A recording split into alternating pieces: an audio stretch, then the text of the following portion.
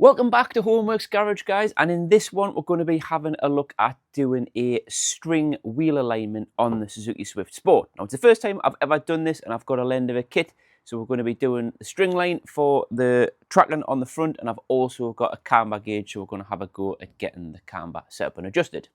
Now the kit I'm going to be using for the alignment is in this box here. And for doing the camber, we've got this little magnetic camber gauge here. Now, obviously, I'll put links to these and the other kit in the description down below. So just to give you a quick look at what's in the Tegiwar kit, obviously, it's fairly straightforward, to be honest. You've got tubes, you know, for assembling on the front and the back of the car, and then you've got your two string lines, and you basically run the string lines from the front to the back and then take some measurements. That's in its most basic form. This kit isn't mine. I've just got a lend of it off one of my good friends, and looking at it, it has never been used before. So I have watched a couple of videos on how to do it, but I'm just going to remind myself before we actually get going. But the first thing I want to do is get the car onto its track wheels, and then I think I want to do the camber first, because obviously any adjustments in the camber would affect the tracking. So I think the best way to do it is going to be to do the camber first, and then get this on the car and do the tracking. Camber gauge. Right, so these they're fairly, you know, there's a link in the description down below to this one, but when you look on the internet, there's an awful lot of them kind of this sort of setup. So you've got your gauge, a couple of kind of spirit bubbles in it, magnet on one end, but basically there's an adjustment screw on the back and you need to kind of calibrate it. So apparently the best thing to do is find something metal that is plumb. So I've checked my door frame here, which is metal, and it is bob on plumb when I look at that. So basically what we're going to do is attach it to the frame, and then the bubble at the end, you need to get that so it's in the middle, so it's level that way. And then obviously you turn the screw on the bottom till the main bubble is bang in the middle of the zero. Just like that. So that is that calibrated.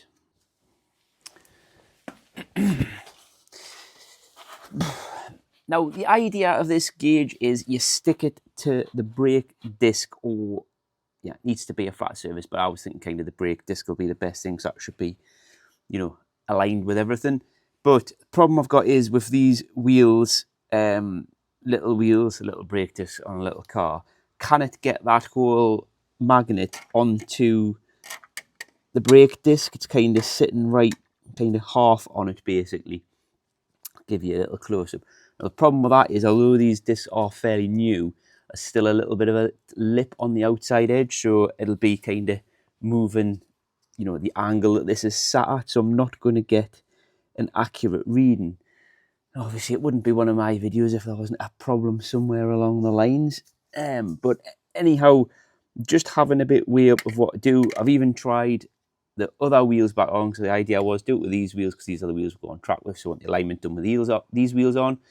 I've put the original ones on because they're a bit bigger, the centre of the hub's a bit smaller, but same thing with them, I kind of get the magnet flat onto the disc. So I think I'm going to have to try and figure out a way of taking the wheels off, but getting the weight on the suspension as if the wheel was on, because obviously you need it sat in its kind of, you know, its neutral position to take this measurement. You don't want to do it with the weight off.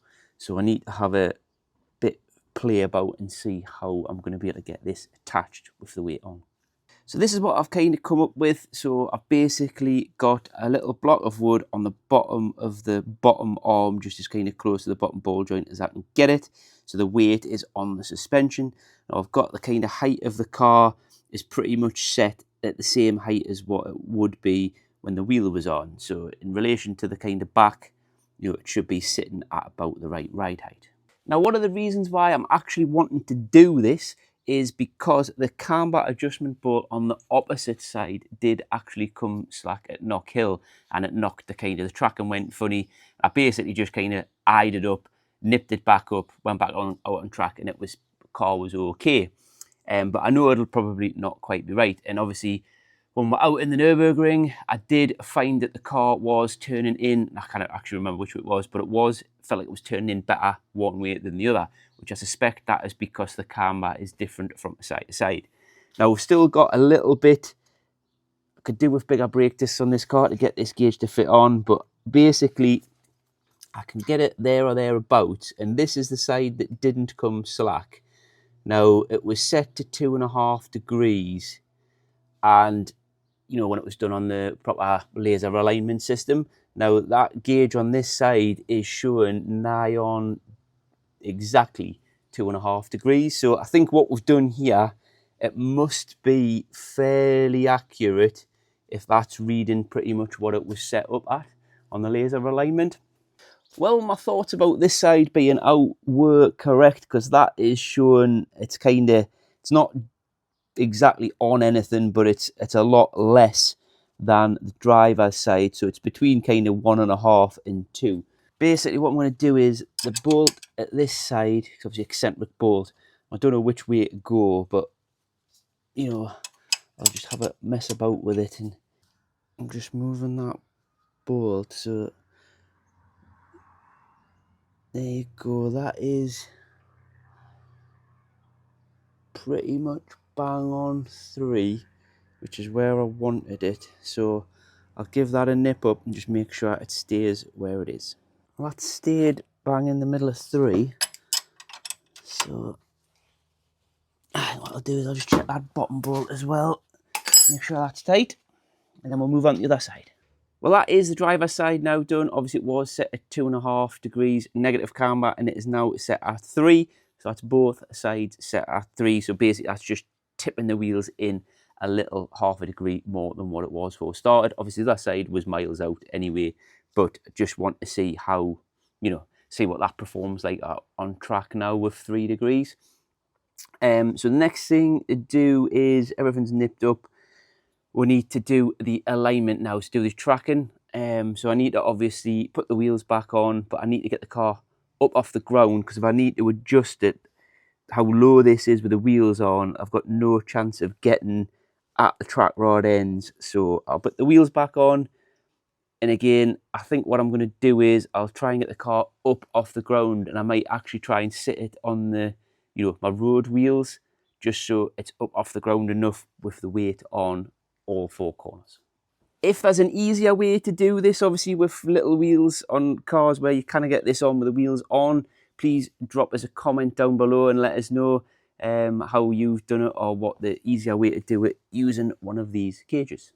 Right, well, I've got the car off the ground there, so I've just basically got it sat on me kind of road wheels, put a couple of bits of wood under the front wheels there, just so if I do need to move it, in my head I thought, well, it'll be easier to move the wheels slightly on them bits of wood than it will just the tyre sat on the face of the wheel.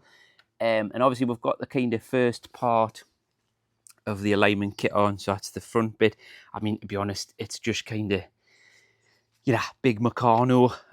So you put the bars through, and these little thumb screws, which, to be fair, these are a bit not great, but kind of thought they were tight, but then, you know, the whole thing sort of drops out and falls to bits. But yeah, that's kind of what you're looking for.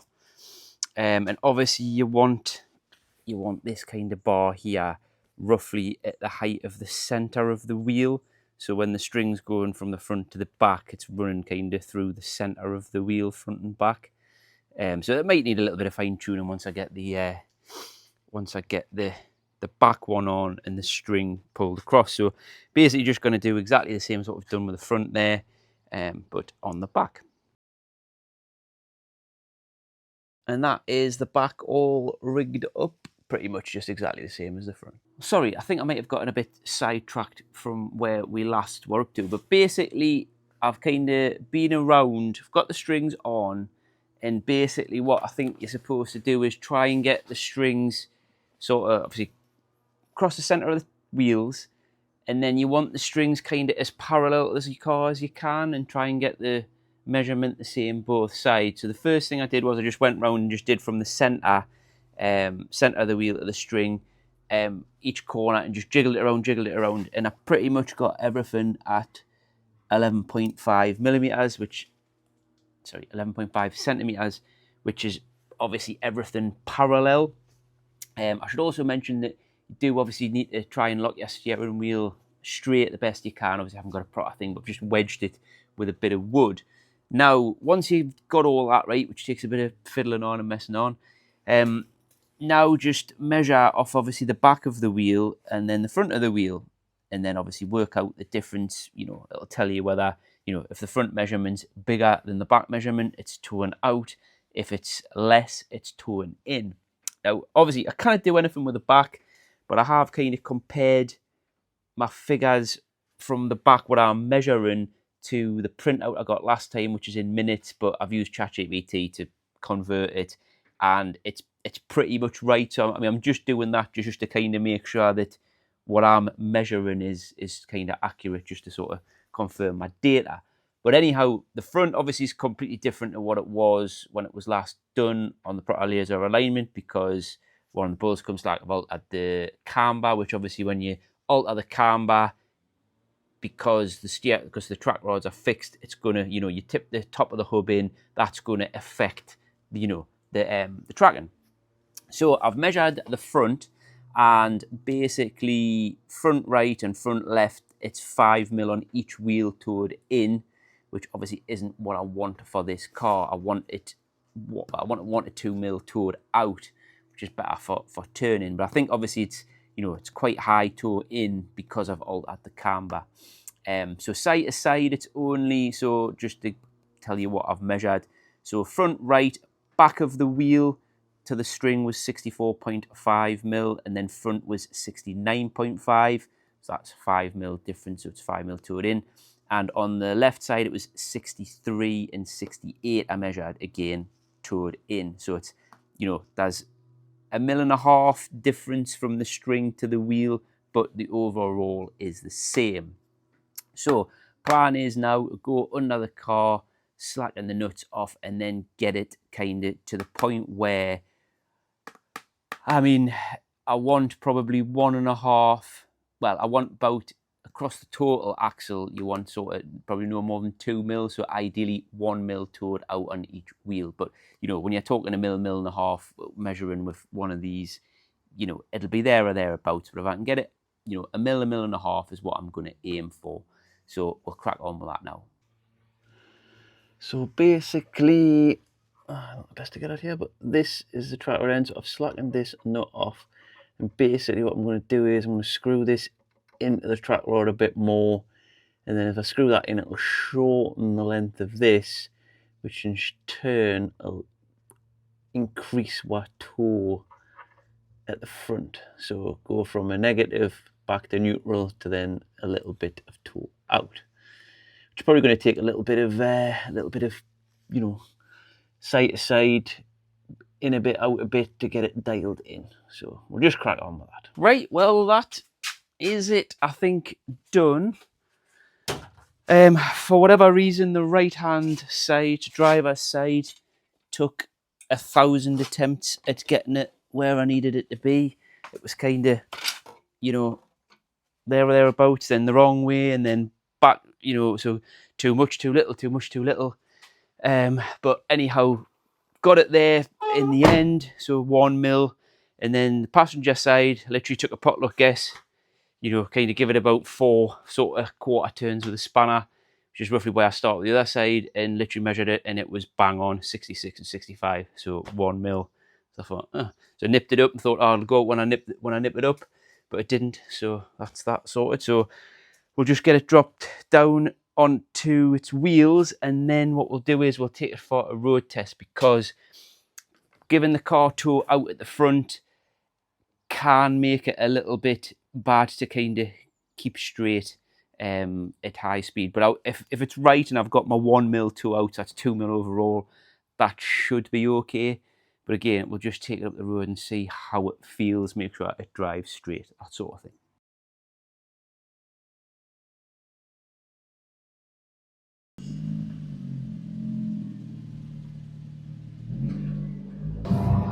Right, well, we're out for a run here, and I can honestly say on the normal roads at normal speeds, the car doesn't really feel any different at all, to be honest. In terms of the steering being straight, when we're on a straight bit of road, it is ever so slightly off. But I mean, maybe it's a few degrees. But considering I had it wedged with a bit of wood, I'm not going to worry too much about that. Just hold on a minute there. I think we need to have a bit better go at getting the steering wheel straight. So I have bought one of these because I just wedged it with a bit of wood last time. So we're going to have another go and see if we can get the steering wheel a little bit straighter while keeping all of the other settings the same. Right, I'll get the car back up and get the alignment stuff chucked back on. At this point, it's rinse and repeat. Car up off the ground, alignment kit attached to the front and back, steering wheel properly locked this time, string lines put on and aligned with the wheel centres and parallel on both sides. Then take the front and rear measurements and adjust accordingly. Well, I've just come out for a quick drive just to see how straight the steering wheel is. And it's pouring down with rain. Like, this is ridiculous. But you get an idea, you know, it's a hell of a lot straighter there, the steering wheel. I mean, that's 60 miles an hour. And steeping up now. Yeah, pretty much perfectly straight. Yeah, so damn sight better than what it was on the first attempt. You know, that's 98% bang on, I would say. Well, I'm more than happy with how that is now. Like I say, it is pretty much 98% nice and straight when you're driving along. Obviously, I have increased the toe out a little bit more. So it was about 2 mil before, and I've put it up to about 2.5 to 3 mil. It drives fine on the road still, so I'm happy with that. Just need to get it out on track now and see what it's going to be like out on track. See if I get that turn-in is a little bit better. And obviously we've increased the camber as well, so that should make a little bit of difference too. Obviously, this is the first time I've used a string alignment kit. To be fair, it's the first time I've done any alignment on a car. So if you've got any hints or tips for us, please stick them in the comments down below. That would be greatly appreciated. If you've enjoyed this one, we've got plenty more stuff like this on the channel where we're just kind of working out how to do stuff on cars and fixing stuff on cars. So if you have enjoyed it, why don't you give the channel a subscribe and give this video a like. And that just leaves me to say thanks for watching, and we'll see you in the next one.